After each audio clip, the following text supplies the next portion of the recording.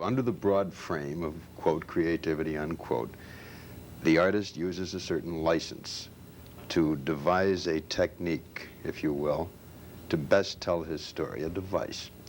And very often I find that within the framework of the science fiction or fantasy genre, the use of traveling back in time is a very effective way of producing contrasts, of producing a kind of a freewheeling storytelling device, which is why I used going back in time. And there's another reason, which very much relates to any discussion of creativity, is that every writer, and I don't think there are any, I can't conceive of anybody not falling into this pattern who writes, has certain special loves, certain special hang-ups, certain special preoccupations and predilections. In my case, it's a hunger to be young again, a desperate hunger to go back where it all began. And I think you'll see this as a running thread through a lot of things that I write. And part of creativity, of course, is being able to have the capacity to convey that kind of hunger, that kind of nostalgia, that kind of bittersweet feeling to those who have never had it. Much as the goal, the function of the screenwriter of Easy Rider was to make me understand and sympathize, if not empathize, with the two heroes of that story, when in truth I have no knowledge of what they like or why they like it or the carting of addictive drugs across state lines. That doesn't turn me on. But their job is to make me feel. Well, my job in my generation, when I'd use devices like time travel, is to make people like yourselves, for example, age 20, 21, who haven't had time to feel nostalgic about anything, understand what is the emotion of nostalgia. Well, I think the principal obligation you have as the writer is to go to a climax which interests and excites, and if it doesn't satisfy, at least makes an audience sit up and take notice of it. It must also be valid. It must take the various character traits of the individuals involved in your story and make them do something or react to something as their nature dictates. This is to say that, for example, if you're dealing with a Quaker pacifist who is constantly being beaten around the head by the neighborhood bully, and who suddenly at one given moment in his life says, I will not turn my cheek again, I will hit back, and does so, you must absolutely believe that there is a moment when a man will turn his back on a fundamental belief and do something foreign to his nature. Or the reverse is true. You can show a bully who all his life has stepped on people, who does it out of a sense of sheer cruelty, who has no sense of the value of the dignity of other human beings or the feelings of other human beings, and in a given moment in time put into a position where he has a chance to save someone he couldn't care less about, but literally risks his life to do so.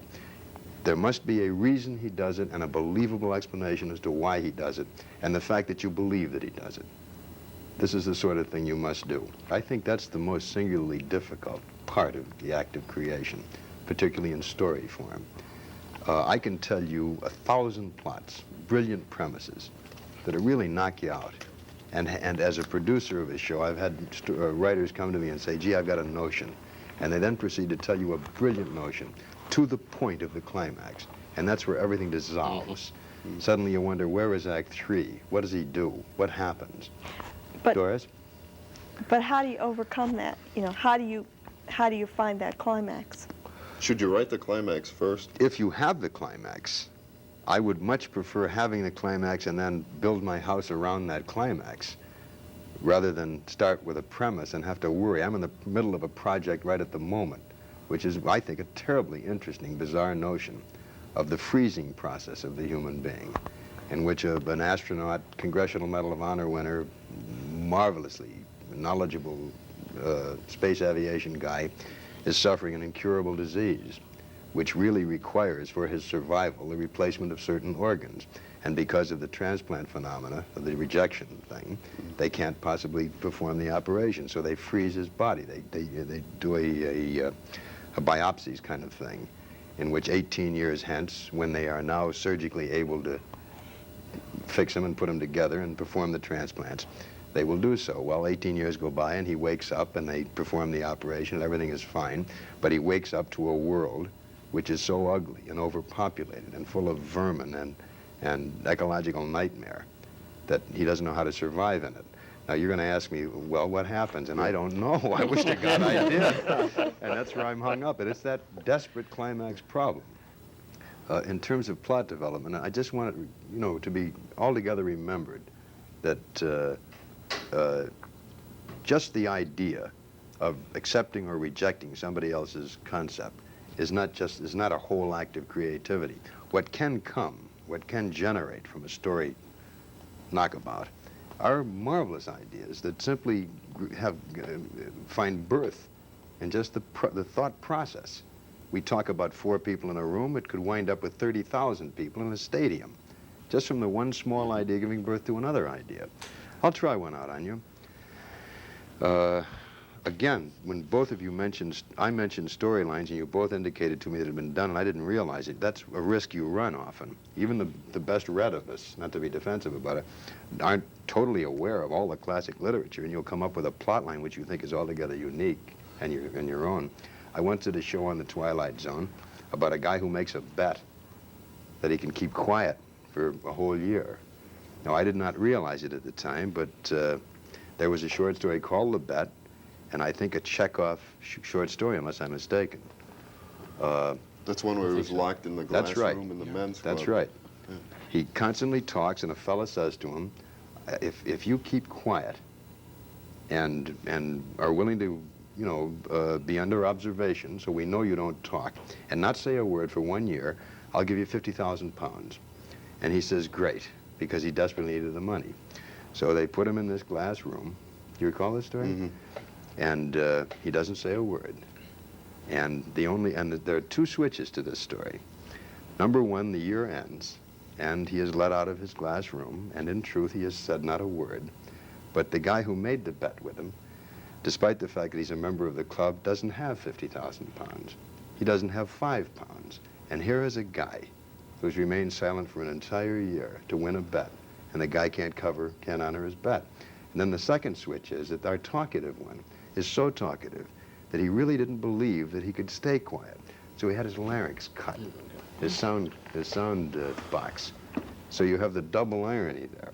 Now, if, for example, I pose the problem to you that there is a talkative one amongst us, and somebody makes a bet with him that he'll remain silent for a year, can you fill up a story this way? What happens? The silence is absolutely... No, see, right now... You can take it a lot of different ways. Tell me one. You could take it in terms of what the man then does do, assuming that he's not put in such a glass cage. Go on. Assuming that he then must fulfill his need to talk by other activities. Go on. You're coming close to Chekhov now, Steve. Yeah, you can take it through all kinds of very, very strong emotions and very, very strong kinds of physical things. You could take it to his writings. You could take it to a certain kind of concentration on his own inner self, self-analysis. So what happens at the end of the year? No, follow the point. Can you tell me? As I said, there are 5 or 6 different ways that you could do All it. right, let's say I'm I'm going to give you the Chekhov line now. There's a altogether shallow, talkative, big-mouthed klutz who makes this bet. In the Chekhov story, he goes in and for the first time in his life has a kind of an enforced serenity. There's nothing he can do because talking has always been a sort of force majeure. That's all he can do properly. He begins to read. Do you recall the story, Doris? No. And after 12 months of reading the classic literature of our time, he comes out the most well-rounded, the most beautifully thoughtful, sensitive human being who ever lived. He knows Thoreau, he knows Socrates, he knows Moses, he knows the word of God, he knows the word of the ancients and of the angels, and he becomes an altogether incredibly well-rounded man. That's the Chekhov story. Listen, we're running out of time. I think probably as sort of a compilation, let us say that in our analysis of the art of creativity, we have uncovered the following truths and verities, that creativity is an altogether personal thing. It's an art that cannot be taught normally. It's a demanding, frustrating, challenging facet of the human experience that by and large one can create so long as he is ingenious, novel, different, imaginative, as opposed to the more sedentary and staid professions in which the use of the imagination is not paramount. The guy that fixes the pipe can be competent and skillful, amazingly so. But putting one pipe on another doesn't require an act of creativity. I think these are the truths that we seem to have touched upon. Does anybody have anything to say, sort of en passant here, in passing? Well, just the fact that that does not become a creative act until this man finds a new way of doing it. Until Good. this man fixes a pipe in a way or solves a problem in a way in which Absolutely. no one has ever done it I stand before. corrected, Steve. Build a better mousetrap. That's an act of creativity. I like your original statement before where you said about the writer, the way the writer creates. He sits in front of his typewriter and he bleeds. Yeah, that's not my original. I can't remember who said it. I think, though, it comes down to the point that, you know, we all have to give a little bit of ourselves. No question. I think And- a writer writes, you know, and we've been talking about it for a while now and have examined some of the problems, but finally he doesn't talk about or worry about, I don't think, if he's going to be a writer. The mechanics, he writes. To Until find it's good. yourself your own separate I don't piece. think he's going to be able to write with bare feet after stamping in the, in the grape vat necessarily. I don't think that he can enjoy total license to just, throw mud balls on the wall and say that is art. I think there has to be certain legitimate criteria which govern a form. But let's say that he must not preoccupy himself with commas and adjectives and the rest of this stuff, so long as a whole idea can be created. And this passing remark of my own, in terms of creativity, I think the most singularly oft asked question is one that Doris asked me. What do you do? How do you do it? How do you create it? I find it very difficult. I think Doris has mentioned this a couple of times. In truth, you will always find it difficult. The creation of an idea, the following of a story germ, the building up of a plot, the creating of people, of flesh and blood character, these are not easy things. They're extremely difficult, but conversely, don't be put off by the fact that this month you can't do it and next month is maybe even harder.